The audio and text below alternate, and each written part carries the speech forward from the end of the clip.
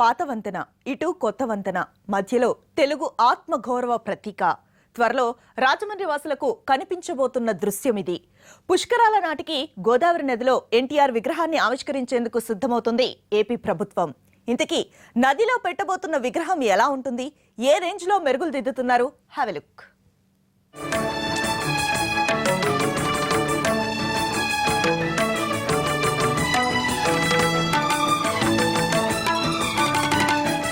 చుట్టూ నీరు, గోదావరి గలగలలు, 6 నెలల్లోనే నిలువెత్తు ఎన్టీఆర్ విగ్రహం.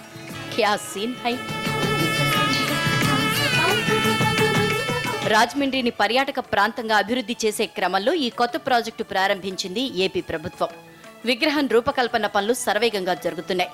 పశ్చిమ గోదావరి జిల్లా నత్తా రామేశ్వరంలో శిల్పి అరుణ్ ప్రసాద్ వడియార్ తుది మెరుగులు దిద్దుతున్నారు. అధికారికంగా ఎలాంటి సమాచారం వెల్లడించకున్నా ఇప్పటి వరకు ఉన్న అంచనాల ప్రకారం విగ్రహం సైజ్ భారీగా ఉండబోతోంది.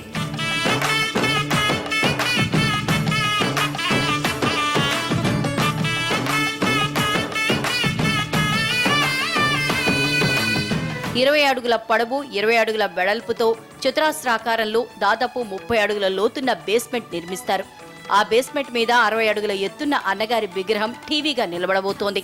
విగ్రహం భుజాల వెడల్పు 15 అడుగుల వరకు ఉంటుంది. ఒక్క తల భాగమే 5.5 అడుగుల ఎత్తున ఉంటుంది. విగ్రహం మొత్తాన్ని కంచుతో తయారు చేస్తున్నారు. ఎంత పెద్ద వరద వచ్చినా దెబ్బతినకుండా తుఫాన్లకు సైతం తట్టుకుని నిలబడేలా అదనపు జాగ్రత్తలు తీసుకుంటున్నారు.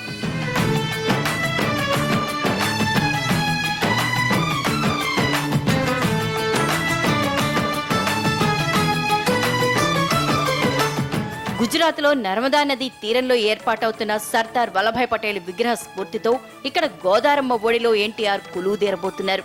ఎంపీ మురళీమోహన్ ఈ పనులను ప్రత్యేకంగా పర్యవేక్షిస్తున్నారు. పుష్కరాల నాటికి విగ్రహాన్ని ఆవిష్కరించి రాజమండ్రిని, గోదావరి పర్యాటకాన్ని అభివృద్ధి చేయాలన్నదే ప్లాన్. శిల్పి వడియార్ కూడా అదే లక్ష్యంతో పనిచేస్తున్నారు. రాబోయే పుష్కరాల సందర్భంగా గోదావరి మధ్యలో 200 మధ్యలో పెట్టడానికి అని చెప్పి రాష్ట్ర ప్రభుత్వం జరుగుతున్న చంద్రబాబు నాయుడు గారు ఆలోచన ఈ నమూనా విగ్రహాన్ని రూపొందించడం జరుగుతుందండి. ఈ 60 అడుగుల ఎత్తు రామశేఖరం రూపొందించాలని దానికి సంబంధించి ఏర్పాట్లు చేస్తున్నాం.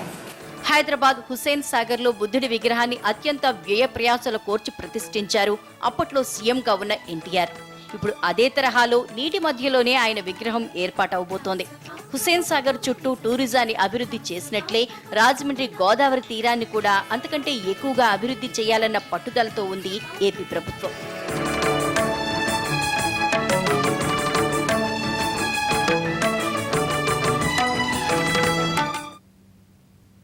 ఎన్టీఆర్ విగ్రహావిష్కరణ ప్రాజెక్టును ఓవైపు ప్రభుత్వం ప్రతిష్టాత్మకంగా తీసుకుంటే మరోవైపు నిరసనలు కూడా మొదలయ్యాయి.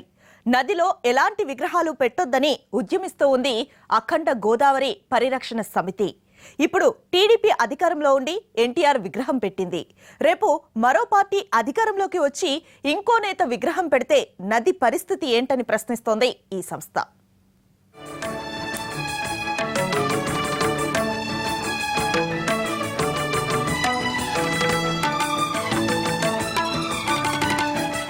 పుష్కర రేవులో ఎన్టీఆర్ విగ్రహాన్ని ప్రతిష్ఠించడంపై కొన్ని వర్గాల్లో ఆందోళన వ్యక్తమవుతోంది. రాజకీయాలకు తావు లేకుండా గోదావరి పరివాహక ప్రాంతంలో వైతాళికుల విగ్రహాలు మాత్రమే ఉండాలని, లేదంటే అసలు విగ్రహాలే పెట్టవద్దని వారి డిమాండ్. ఎన్టీఆర్ మహానటుడు, తెలుగు జాతి ఆత్మగౌరవాన్ని నిలబెట్టినవాడు. ఆయనంటే మాకు ఎనలేని గౌరవం ఉందంటూనే విగ్రహం వద్దంటున్నారు.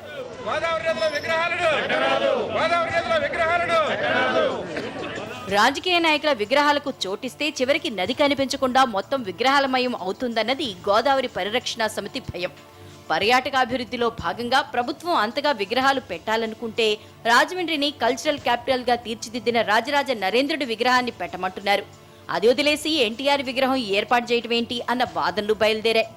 సంఘ సంస్కర్త కందుకూరి వీరేశలింగం, ఆదికవి నన్నయ్య, గోదావరి మాత, భోళా శంకరుడు ఇలాంటివి నదిలో ఉంటే సముచితమన్న వాదన బలపడుతోంది.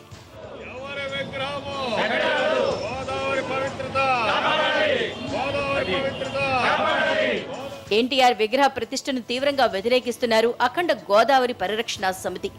రాజమండ్రి సబ్ కలెక్టర్ కార్యాలయం దగ్గర ఆందోళన నిర్వహించింది. విగ్రహ ప్రతిష్టను ఆపాలని సబ్ కలెక్టర్ విజయరామరాజుకు వినతి పత్రం సమర్పించారు సమితి నాయకులు. ముఖ్యంగా చెప్పేది ఏంటంటే నదీ పవిత్రతను కాపాడాలనే ఉద్దేశంతో ప్రజలందరూ కూడా ఫేస్బుక్ ద్వారా అందరినీ సేకరించాం, తెలుసుకున్న అతిథుల అభిప్రాయం ఏంటంటే గోదావరిలో నీరు తప్ప ఎటువంటి విగ్రహాలు పెట్టకూడదనేటువంటి కార్యక్రమం మేము సంకల్పించాము. అందరూ కూడా గోదావరి పవిత్రత కాపాడేటందుకు ఎటువంటి విగ్రహాలు పెట్టరాదనేటువంటి మా ధ్యేయంతో మేము ఉద్యమం సాగిస్తున్నాం. కాబట్టి అందరూ కూడా ప్రభుత్వం ప్రజలు అందరూ కూడా దీన్ని సహకరించి మాకు పవిత్రత కాపాడాలని చెప్పేసి కోరుకుంటున్నాం. పవిత్ర నదీమ తల్లిలో ఎక్కడా లేని విధంగా మన రాజమండ్రి గోదావరి తీరంలో గోదావరి మధ్యలో ఒక నాయకుడు విగ్రహం పెట్టాలని ప్రభుత్వం యోచిస్తోంది. దానికి 2 కోట్ల రూపాయలు కేటాయింపు చేసింది. దీన్ని మేము తీవ్రంగా ఖండిస్తున్నాం. కారణం ఏంటంటే గోదావరి నది పవిత్రతని కాపాడాలి తప్ప అందులో స్నానాలు చేసి మళ్ళీ నదినే చూడాలి తప్ప విగ్రహాల మొహాలు చూడకూడదు.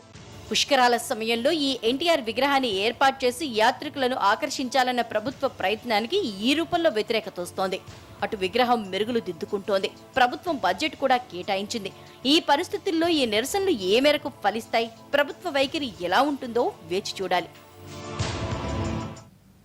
న్యూస్ ఆన్లైన్లో ఇప్పుడు ఒక షాట్.